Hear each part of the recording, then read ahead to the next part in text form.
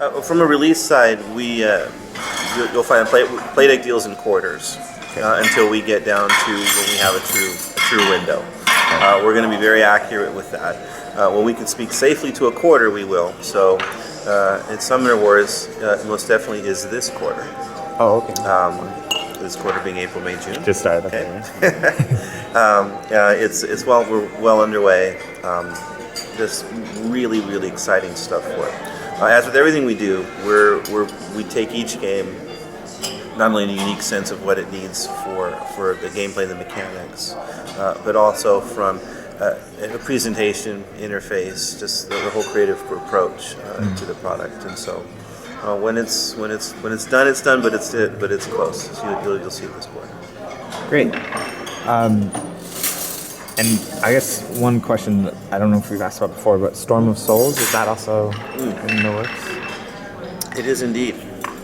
And in the same vein as actually this quarter, but much sooner. So the goal is actually to try and get it into submission this month, actually. Oh, wow. So it'll be down to the final implementation and then testing and polish on it. Cool. I just have a question. These are more, broad company questions, I guess. I'm just wondering, will Playdek be developing for Android and other platforms?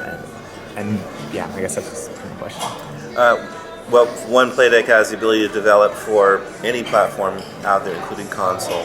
So anything would be on the table, so to speak, depending on the property and the community. Android in particular, we most definitely will address. Android will be addressed this year. We just need to identify what product we want to lead with, and we are vacillating between either taking something that has already been released and bringing it as the first foray in Android, or whether we make a collective development around one of the products that we're launching in the near future and have that go Android. As many know, Android has its inherent platform issues with so many different variants of hardware. Right. So we'll navigate that like the rest. But of course, what's really enticing is not only the tablet side, but also like what's happening on the e-reader side with Kindle Fire and the Nook. So. Right. That makes sense. So have you considered? Like you said, you are capable of developing on any platform. Have you considered other platforms? I mean, like Xbox Live, and also, I mean, there may be a good potential in something like the 3DS or the Vita, where you've now got a touchscreen interface on a portable device.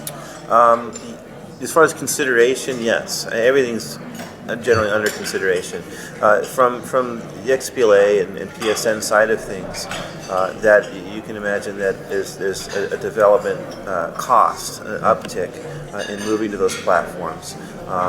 The graphic nature alone would be more intensive. So we look to that from a case-by-case side of things, the property itself, what we think the reach will be, whether we literally take the mobile version and just release it there, or whether we do different things to the product. As it changes. When you're using a console game, you have a dedicated controller that has many years of intuitive experience in its usage, and so as compared to a touchscreen. So we dress those completely separate, and want to ensure that if we did go there, that we nail it perfectly for that audience. Great. I was just curious, has Playdek ever considered producing something that's non-licensed, a non-licensed either board game, app? I mean, I know Incinerator has done, other types of things, but as far as Playdek is concerned, is there any interest in doing something that's non-licensed or maybe not a traditional board game license?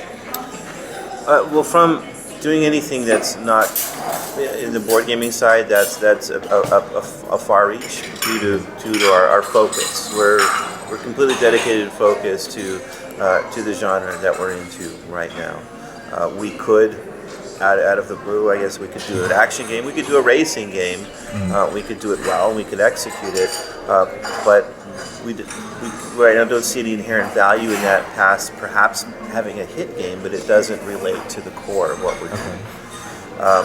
past as far as things like licensing and others. I mean, again, absolutely, there's a consideration to, with the expanse of this community and this type of gaming growing in mobile.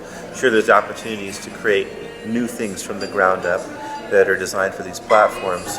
But we're very busy right now, very busy with a lot of great games coming from great partners and tremendous IP. So, and we've got a good focus for a long while. Awesome. I know so far what Playdek's done, and obviously this is your focus, and it's a good focus, is to take the IP that you're receiving and directly translate it more or less into a digital form. Has there ever been any thought or consideration of possibly taking that IP and taking it in a slightly changed direction? As far as creatively, meaning. I wrote some examples here. They're kind of silly, but instead of doing a straight dungeon run, port, maybe changing dungeon run into an action-based game, or that uses the world, the elements, or maybe like a Summoner Wars RPG or something, where you're just going through.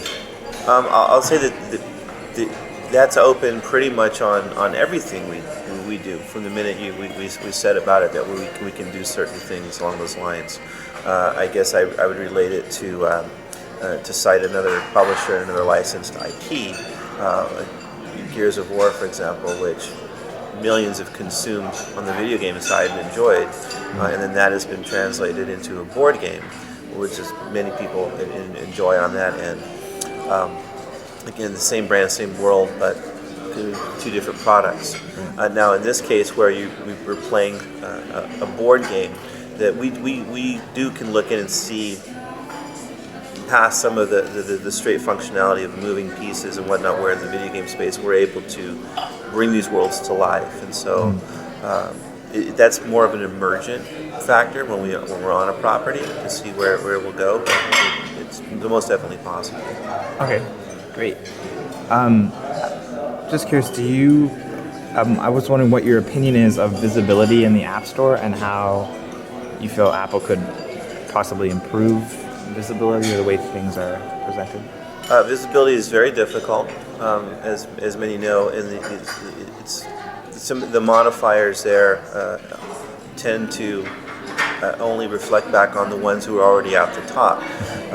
So, factors being popularity based on download or revenue, which is fine to want to know and to offer that data to the consumer, but that doesn't at the same time shed visibility on other products that the consumer potentially could miss out on just because of this small window and subset. I think that there's different charts and things that they could actually display within the App Store, so people going in and looking for certain things could find either what's been released that's new, some of the things that are popular. But that said, part of what we're doing and what you have to do all along, and what some of the other publishers has done is brand recognition with great partners and with great product. I'm sorry. And in our case, we have a dual brand recognition, because there's brand recognition with the partners we're working with that this community knows, and then there's the current growth of our Playdek recognition that we love to see, that people are starting to see that it's Playdek is synonymous with incredible mobile board gaming implementation. So it's eventually we're looking to that level of growth and a viral aspect of, well, people are coming, they're knowing that they want to get Playdek games, they know that they want to get these partners games, and through that we'll sustain and grow recognition. So it's been reported, and I don't know if this is still the case, but that Summoner Wars will use a free-to-play model. Is that something that will be adopted by other apps? Possibly. Okay. It does change relative to the model. What we see in Summoner Wars is there was an opportunity, due to the structure of the game, to be able to offer that to people, so we give them that early accessibility to experiencing the game without having to create a some kind of a light version or a gated experience or something to those effects. So it will be up from a product to product assessment. Okay. Awesome. Great. So recently, we spoke a little about pricing earlier, but there's been a recent release. I don't know if you've heard of it, called Battle Academy, which came out at a $20 price point, and Carcassonne, which is probably next to Ascension, is one of the two most well-known apps of this genre, is at a $10 price point. What is your opinion of App Store pricing? Do you think it is degrading value, or do you think that prices will continue to increase to a more industry standard? It's a good question because I don't think anybody really knows at this point. We're having great success with our price points right now. I can't say anything negative towards a $20 price point because I don't really know what they said. I personally know that I go out and for a game that I'm looking for in console, I don't bat an eye on spending $60 to bring Dark Souls home and play it. What is interesting is people in mobile have gotten accustomed, so to speak, to being offered a product for free with the expectation that a certain percentage then converts over and enjoys the experience enough to engage from a monetization side. In some cases, that's enormous. That's starting to be kind of the trending factor and the leading factor in monetization.